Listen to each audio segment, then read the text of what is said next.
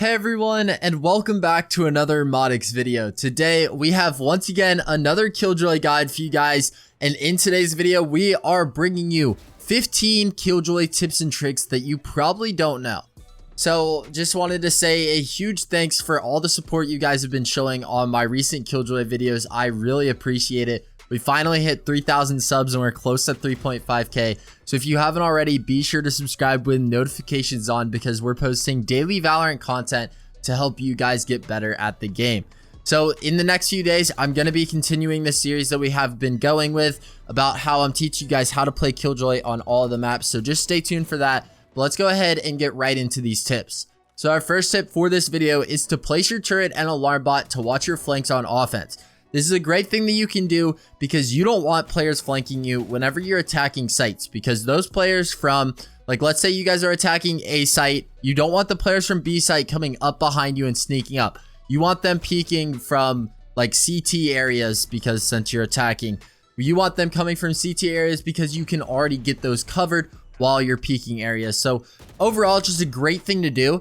And the best part about Killjoy is that after you plant, you can recall the turret and the alarm bot from anywhere on the map. So you just have to hold their abilities. So for example, if it was C, you'd hold C, hold Q. Either one of those, it's your keybind, so I don't know how you like to put them. But you're able to recall them anywhere on the map, so don't be afraid to do so.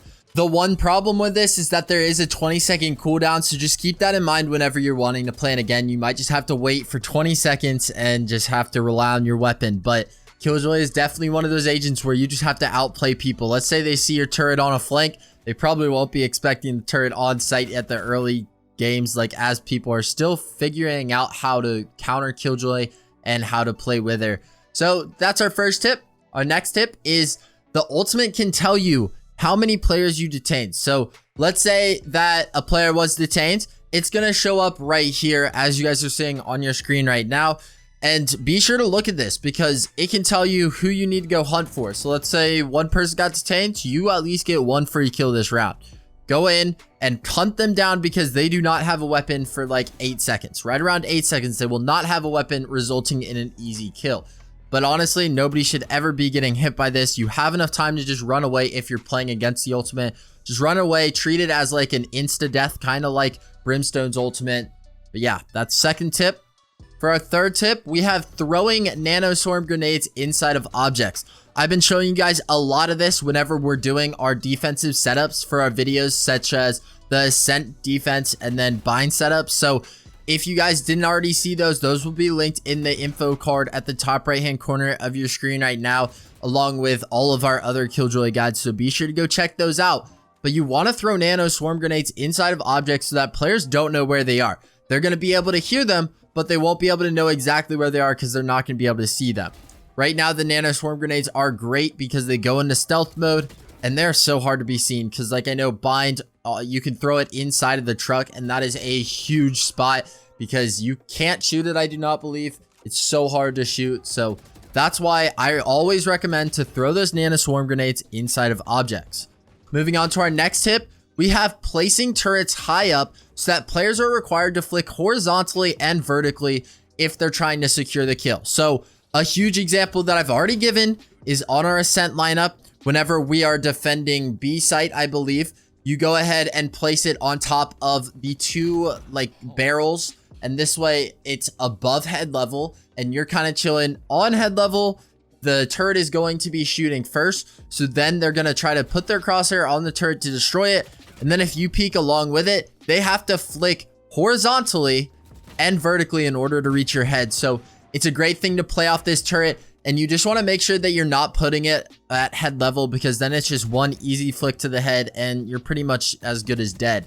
I gave this same tip when we were talking about Reyna's Leers. So if you know how to play Reyna and you understand how her Leer ability works, then you will most likely understand to place those turrets high up. Now we're 1/3 of the way through. For our fifth tip, we have place your alarm bot and nanoswarm on opposite side of openings such as doorways. I feel like I say this a lot, but once again, that is the most powerful combination in the game. Alarm bot, if it hits, it will deal 2 times the damage from anything, abilities, gunshots, anything. It will make the other player do 2 times the damage. And then nanoswarm is like an insta kill. So when you combine the two, it's basically insta kill. So that's why I really recommend doing doorways. It's going to require players to choose which way they want to peek because they're going to have to shoot it. They're going to be guessing where the alarm bot is because players will always want to destroy that alarm bot because they do not want to get hit by it. If you're peeking through a door and you're aiming at the ground, that's basically an easy kill for the teammate that's going to be holding that angle. So that's a great tip that I really recommend you guys doing. Stop putting your nanoswarm and alarm bot together. That is a terrible idea because first of all, only one ability can do it. We can use Raze's blast pack ability, whatever, to go ahead and destroy that. 6th tip, don't destroy Killjoy's turrets once it starts shooting at you. You can go ahead and just gain cover again and look for Killjoy to swing from cover. At the early days of this game, this is all that players have been doing. They place their turret, they wait for it to start activating, and then they swing. They're going to try to take the gunfight because there's 2 things shooting at you instead of 1 thing shooting at them. So it's just amazing if you could just kind of back off, wait for them to swing, and then peek. You can jiggle peek, gain the intel until they peek out, and then go ahead and just tap them on the head. Of course, this doesn't happen all the time. You can sometimes just kill the turret because, I mean, I would hate for the turret to just stay up. But if you do destroy it, keep in mind there's a 40-second cooldown time, I believe. So they're still going to be able to get that back later in the round. Now moving on to our 7th tip, we're going to take a look at how the smokes will affect the Killjoy turret. So there's 2 types of smokes. We have the Omen smoke, and then we have the Brimstone and Viper smoke. You group the Brimstone and Viper smoke because they're not able to be seen inside of it. The Omen smoke is hollow. I think it's hollow. That's the right word for it. You're going to be able to, like, once you enter, you can see everything inside of the smoke. So as you guys are seeing right now, you see that the Brimstone smoke will basically just cover the whole turret. And if you walk inside of it, it will not find you unless you are super close to it and you can see the turret. A great thing to keep in mind, if the turret can see you, or if you can see the turret can see you and it will shoot at you. So keep that in mind whenever you're peeking stuff. If you see that turret, it's most likely found you already and it's going to start shooting you. And then with the Omen smoke, it's actually hollow. So as soon as you walk into that Omen smoke, the Killjoy turret is going to lock on and start shooting at you. And if the Killjoy turret does lock on, then it will complete its burst until you get out of its field of view. So if you exit the smoke, then it will stop shooting after that burst is finished. Our 8th tip for this video, try to place turrets in different spots every single round. This is crucial because people are going to learn to just pre-fire wherever you keep placing your turret. So if you keep on repeating the same turret placement, then this isn't too great because somebody can just tap D or A to peek around an angle and then automatically, like, maybe even be spraying while they peek so that they're able to just destroy the turret right away. So if you switch it up, then this is great. I personally don't think that you have to do this really with alarmbot and nano swarm grenade because as long as you split them up, abilities shouldn't really be able to cover it if it's a wide enough doorway. And hopefully that's where you're using it. I've been showing you guys places to use them. So if you want to check that out, again, info card, you guys know what to do. So try to be unpredictable with Killjoy. I feel like she's sort of like Cypher in a way. So you really need to play her like you're playing Cypher. And that's actually our next tip. So similar to how Cypher lurks, Killjoy should now do the same. She has utility, which is great to help her with this. So let's say you're attacking on bind. Your team wants to push A, but you're going to go B. You're going to head over to where you would go to push hookah, but you're going to take that right and you're going to contest A short from the little, like, short. You guys know what I'm talking about. From the left side, you're going to go ahead and place a turret. You got to go fast with this because then you can go around back into spawn and then go towards like showers and just kind of sit there. Wait for players to lurk. As soon as they see that turret, they're going to think that you're already on the other site. And then you're able to just get a few easy kills and it's going to be awesome. So try to do that.